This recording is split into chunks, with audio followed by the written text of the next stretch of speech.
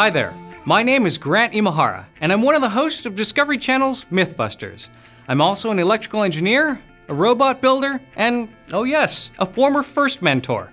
I'm here to talk to you today about the importance of design. Look, I know what the first season's like. It's intense. Everyone wants more time, right? Well, you don't get more time. No, you don't.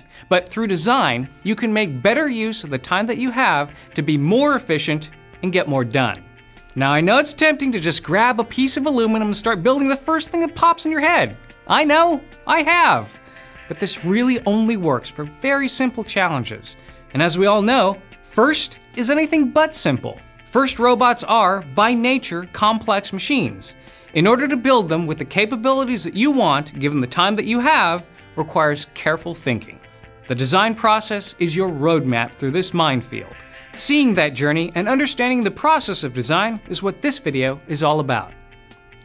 Now you're saying, I already know all this, Grant. What's the difference? Well, the difference I'm suggesting is that you pay a little more attention to the very early stages of your design process. Now you're probably thinking, whoa, we do design. We draw it on a piece of paper or on a whiteboard and then we build it. Well, before charging forward to making parts, just take a little time to make a study model. It can be in the computer using CAD, computer-aided design, or it can be popsicle sticks and paper towel tubes. It doesn't matter what you use, as long as it helps you work out the problems. Because, let's face it, making a part over and over and over again is not only frustrating, but also very time-consuming. You know what I mean. You make a part, you test it, you take the assembly apart, put it on the drill press, drill a new hole just a little bit further, put it back together. Rinse and repeat. In the end, you've got something that looks like a piece of Swiss cheese rather than a robot part. By using a model to test your ideas before making parts, you'll save materials and time. What? You don't believe me? It's already been done by many teams. I'll show you. Within FIRST, there are hundreds of instances of great design, but today we're going to focus on one notable example of excellent robot design. Team 111, Wildstang, and their lifting arm. This is their design story. Step 1, define. Understanding the problem. The challenge was to pick up an inner tube from the floor and lift it up 8 feet using a mechanism that was limited to an initial height of only 5 feet. Their design needed to be strong, lightweight, and controllable. These requirements and constraints defined the problem that they had to solve. The team started with a review of the required geometry, called the kinematic analysis. Basically, how small did the robot have to be to begin with, how long the arm had to extend, and the types of movements required. They used hand sketches to quickly identify the critical dimensions. Based on this analysis, they established that 2 linkages connected by rotational joints could accomplish this task.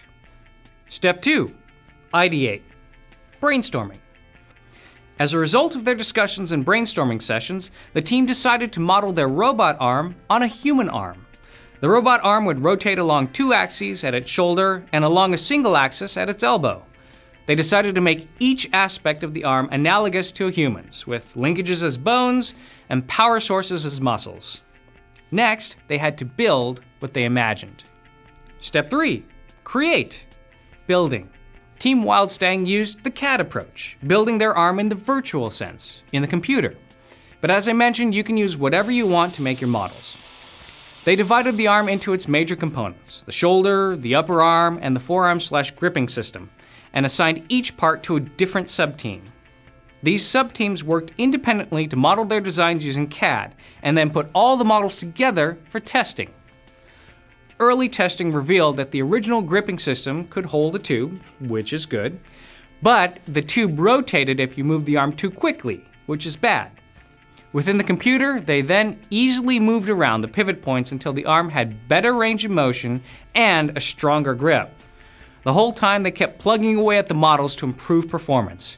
See, they did all their testing in CAD and solved the problem virtually before any of the parts were actually made. Their computer corrections solved the real-world problems. Now that their virtual design was working great in the computer, it was time to make the parts and put the robot together. Step 4, solve. Manufacturing. Wildstang's CAD models not only helped them test the arm, but also served as detailed blueprints for fabricating the actual arm components.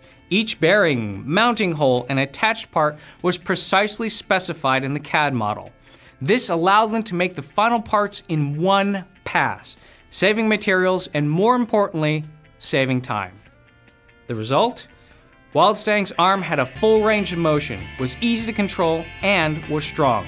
A phenomenal success. They used CAD to streamline their design process to keep them moving forward toward their goal.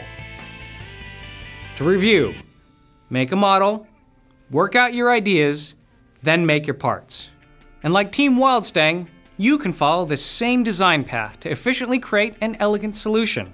And that, my friends, is what great design is all about. Or you can struggle through it the hard way. It's up to you. Either way, you better get started. Clock's ticking.